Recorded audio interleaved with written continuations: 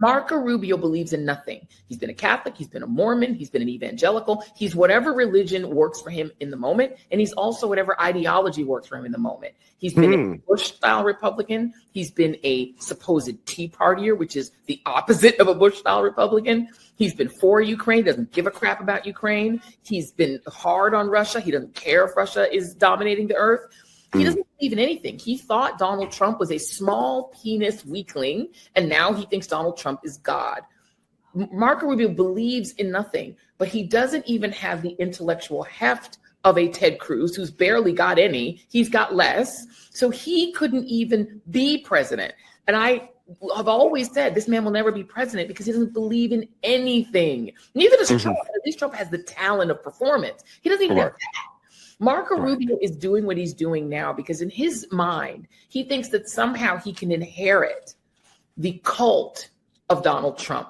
That when Trump is aged out and when the devil takes him home, when he goes back below from whence he came, when the creature to which he has sold his soul takes him, he thinks that he will inherit that cult.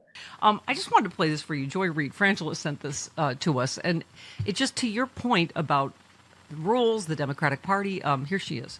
In the case of Jasmine Crockett, a rational party facing actual fascism would say, who are our most effective voices? Who do the people listen to? Who do the people trust? Who do the people want to hear from? If it's Jasmine Crockett, we don't care who's in line. That's right. She's about to be the leader. We're going to put her as the head of whatever this committee is, make her the head of oversight, and put her on TV every day. But that isn't what Democrats do because they're orderly. And orderly is insufficient in the face of fascism. Oh, yes. You know what? Oh, my God. She's on the list of things I will die mad about. Hillary, Kamala, MSNBC. Yes, and by the way, the ratings are much lower than hers were. And that, anyway, she's so dead on, I think, Rude. Go ahead. Yeah, and AOC pointed this out and has pointed this out in a couple of interviews. I think there was an interview on Jon Stewart's podcast where she talked about the almost fetishistic devotion to seniority. Democratic Party. Let me do part two for you real quick. And then, I think for ordinary people who are not political, who don't pay attention, to them, he gets things done. And so they'll even look past some of the horrible things he gets done to say, but he's effective. Because he doesn't say, I don't have 60 votes. I can't do that. That's what Democrats say. Yeah. He doesn't say, I do it, but it has to get out of committee in the House. That's what Democrats say. And Democrats say, AOC, we like her. We support her. We think she's great. But we have this other person that needs to be the chairman of this committee because they've waited in the wings and now it is their turn. The person who was picked over AOC has now passed away. Yep. That's what Democrats do. Yes. Well, it's not adequate in the face of fascism, I think, is the key thing that she said. That's what Democrats, I think, are thirsty for, is just fighters.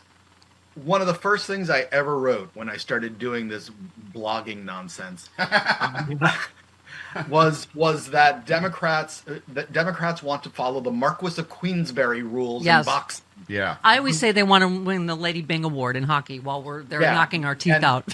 Yes. And Republicans are, total street fighters and will throw stuff in their face and will bite and gouge and kick and use whatever. Yes. And the Democrats will sit there and say, no, it must be proper fisticuffs. And by the way, God bless Jerry Conley, who was a great, but he was not just about age. He was ill.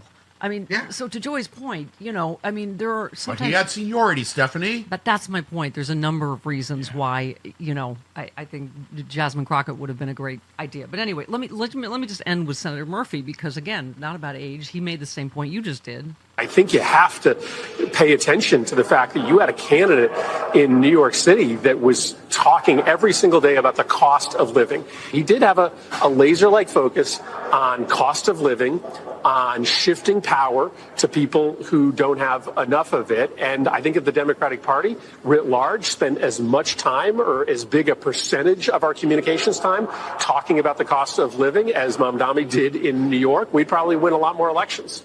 That's my point, Ruud. I think that you've been saying, let's take what's good about what Mamdani did rather than trying to run away from him or be scared of him or go, oh, my God, we're all going to get painted as socialists. Go look at the things he obviously did right.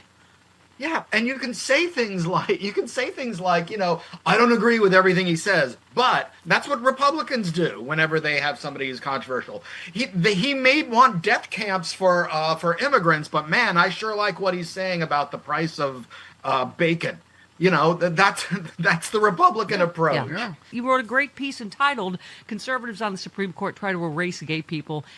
There were so many horrible decisions that I'm glad as a professor you wrote about this. You just said they basically ruled it's wrong if a school district allows books with LGBTQ plus characters in their classroom libraries. It's wrong if a teacher's going to read the book aloud. Also, the school has to allow the parents to opt their precious little pure angels, or they might be taught the horrors of life in a diverse culture. It's so dumb and so backwards that it's an insult to teachers, to religion, to the Constitution. It's of a piece with the majority's infantilization of the population in their decisions. That's a great way to put it, but talk a little more. You have wrote a whole piece.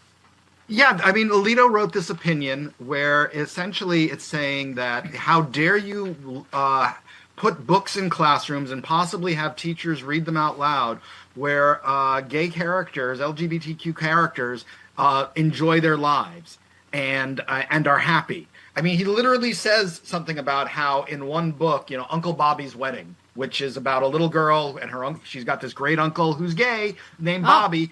His being gay is just what he happens to be, and he's going to get married, and the little girl is afraid. Oh no. Yep. No, I know it's terrible. I mean, no more gay penguins for your kids, and they're already over tariffed. The penguins. Yes. I mean, really? Yes. Now they can't even be gay. Yeah. Hey, are you traveling this summer? Will you leave instructions for your house sitter, the name and number of your vet, maybe, the code to your alarm system? Think about the steps you take to prepare for vacation, and you'll get a sense of what goes into a Nokbox. Just go to thenokbox.com, use the code Stephanie.